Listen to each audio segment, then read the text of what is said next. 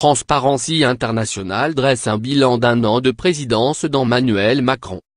Si elle salue la suppression de la réserve parlementaire et l'encadrement des frais de mandat, Transparency appelle à renforcer les dispositifs de contrôle et d'audit interne à l'Assemblée nationale et au Sénat et à inclure des membres indépendants dans les commissions chargées d'apurer les comptes. Concernant l'indépendance de la justice, l'ONG loue des projets de réforme qui vont dans le bon sens, notamment la suppression de la Cour de justice de la République ou l'alignement des règles de nomination des magistrats du parquet sur celles des magistrats du siège. Mais seule une réforme complète de l'indépendance du parquet est de nature à lever de matière pérenne les soupçons d'interférence politique dans les dossiers judiciaires, prévient-elle.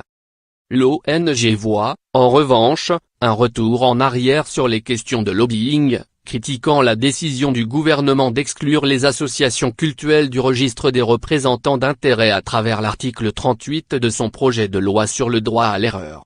Tous les acteurs publics comme privés, qu'il s'agisse d'associations, d'entreprises, d'ONG, ou de syndicats, doivent y être inclus, plaide-t-elle.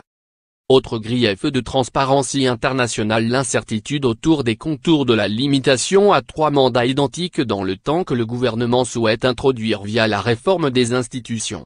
L'ONG préconise que la mesure prenne en compte les mandats déjà effectués lors de son application, et regrette que les maires des communes de moins de 900 habitants puissent ne pas être concernés, ce qui limiterait considérablement la portée du dispositif.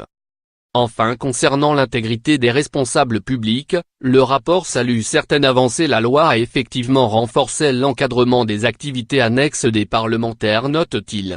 L'ONG déplore, en revanche, que la nécessité d'avoir un casier judiciaire vierge pour se présenter à une élection ne soit pas entérinée. La France se classe 23e sur 180 pays dans l'indice de perception de la corruption, publié par Transparency International, derrière certains de ses voisins européens comme la Belgique, 16e, l'Allemagne, 12e, ou le Royaume-Uni, 8e. Lire aussi. Secret des affaires, le Sénat durcit le texte.